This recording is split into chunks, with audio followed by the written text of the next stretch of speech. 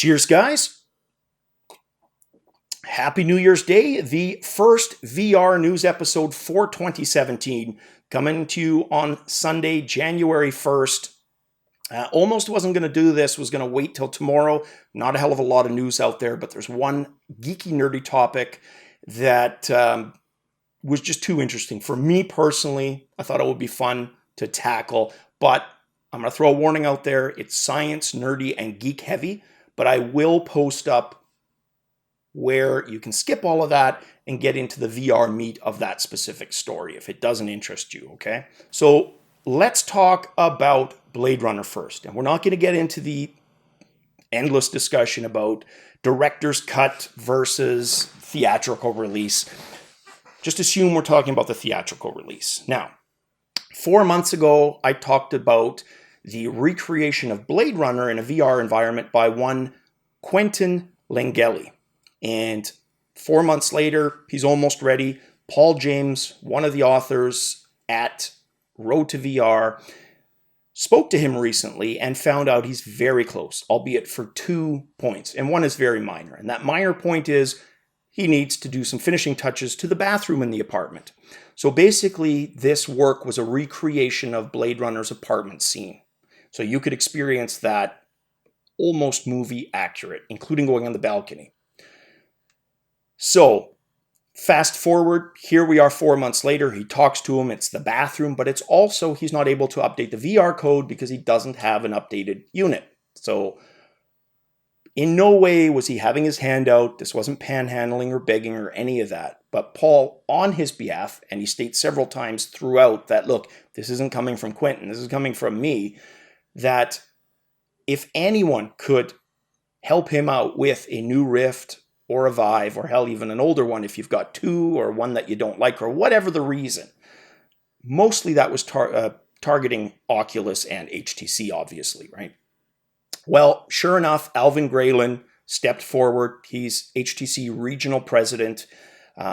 If there's one thing I think both Oculus and HTC have gotten really good at is there's a few executives on both sides that are really responsive to social media, specifically Twitter. Hell of a lot better than I am. Alvin is one of those. So right away, he responds in the comment section and says, look, put me in touch with Quentin. We'll see what we can do about getting him a Vive. I'm sure by now, Oculus has probably reached out as well. So just a very cool, kind of heartwarming story that selfishly will allow me to explore Blade Runner. So I can't frickin' wait. Next up, that geeky, nerdy story. It involves the Fermi Paradox and virtual reality. Some of you probably know the Fermi Paradox. Those of you who don't, here's a quick condensed version. We have hundreds of billions of stars in our galaxy. Our sun, a star of a specific sequence, is one of those several hundred billions of stars in the galaxy. And there's several planets around our star. We now know that there are planets around pretty much every star you see in the night sky. And 1 in 5 potentially have a planet in the Goldilocks zone, which is that orbit that is not too hot, not too cold, obviously thus called Goldilocks, right? Statistically, we should not be alone. And that's what the Fermi Paradox is. If statistically there's so much chance for other civilizations to have risen up, and within a few million years, theoretically, any advanced civilization could take over the whole galaxy. Why hasn't this happened? That's the Fermi Paradox, full stop, okay? There's all kinds of discussions you can have around that. Maybe they have, and they're biding their time until we're more advanced. Maybe us using radio telescopes is akin to somebody using Morse code in the middle of Vancouver, for example. You were downtown tapping Morse code. 3 million people around you, or 2 million. Probably nobody is going to hear your Morse code tapping because we don't use it anymore. Well, maybe the Coast Guard, but you get my drift. It's a form of communication not many people use anymore. The same may be with radio, and yet that's primarily what a program like SETI uses. Here's the VR tie-in that I thought was cool. It originally appeared on SingularityHub.com in 2015. Thought it was cool then. was reminded of it now, still think it's cool. Their theory is, and that's theory unscientifically in terms of not a science theory, which is essentially fact, but a theory, a hunch, that the reason we have the Fermi Paradox is possibly that civilizations get to a point where the virtual reality technology is so advanced they don't need to go outward. They have no interest in spending hundreds of years on generation ships in stasis when they can infinitely go within the micro, create worlds way more crazy and detailed than the real one. So, do I personally buy it? Not really, because there's always that one.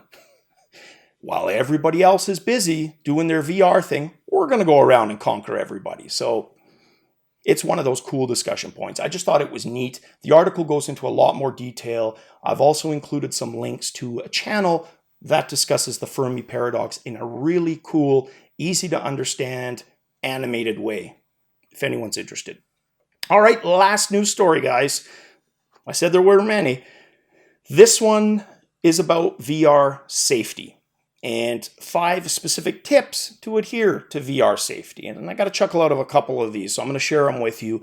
The first one immediately reminded me of Recluse All Night, fellow YouTuber. I've talked about him as well when he smashed his Vive into the wall, punching a virtual computer-controlled character in the Drunken Bar Fight game. Everybody's had probably moments, whether Rift or Vive, where we've smashed the controller into something, some to catastrophic effect, others minor scuffs or no trace at all. We've probably hit family members and pets, and that's kind of where this whole thing is going. So the first one, put your boundaries, whether guardian or chaperone, at realistic placements. In other words, if your play space is in front of family heirlooms going back 300 years in a glass display case, you probably don't want to put your boundary right up against the glass because you are asking for trouble. Put it a few feet back, if at all possible. One of the things I do is I put my boundary up against stuff like entertainment units, where I know I can reach over top of it to be able to grab things on the wall as almost like a buffer, right? Well away from my TV and other things, because that box stack over there has come down many times when I VR'd over there. Thankfully, I never broke anything. The second one, assault with a deadly VR. And this is where the whole pet thing comes in, guys, where you basically take care around your pets. Be wary of them.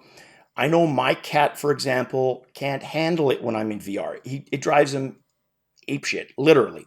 He will try to climb on me, swat me. He's just offended that this weird monkey is spinning around spasmodically, right? It just irritates him at some level. You can step on them, kick them, all kinds of accidents. So be wary of pets is number 2. The third one, that would be 3 epics, not that. The third one being no drinky with the techie.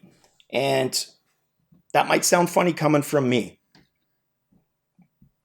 but I do not drink to excess. Most of it is cosmetic. And I certainly wouldn't play if I was in that kind of a state.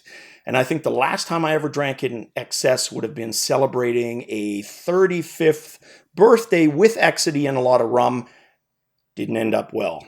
And that was almost 10 years ago now. So that is the drinky one. Now, I've included a video, guys, which is hilarious. It's somebody's wife and mother. Could be yours, could be your aunt or a niece that had a bit too much to drink and then did VR. And anyways, it's funny as hell. I'll include the link below. Next, sitting is about the only safe way to play VR. We've all seen those clips of the guy in the shopping mall doing the climb, literally going ass over tea kettle and face planting into the tiled floor. Probably happened to this guy. I've got his YouTube link also below, where he literally plays VR games seated, probably because of a similar bad standing experience. So yeah, sitting would be the ultimate safety, and by extension, cockpit games. Then the last one, hold on tight to your damn controllers. I can't count the number of times I've given somebody here a VR controller for the first time and they hold it, but they don't use the strap, and I constantly have to let them know. And then you adjust it. So that way it can't fly off. But anyways, I'm sure you guys have the same thing, but that's what they're there for. Kind of like the Wii controllers, right? When those first came out. So there you go, guys. The other one is my touch roundup video. That's coming next. I'll talk about that and some gaming. Cheers, guys. Have a good rest of New Year's Day. Catch you on the VR flip side.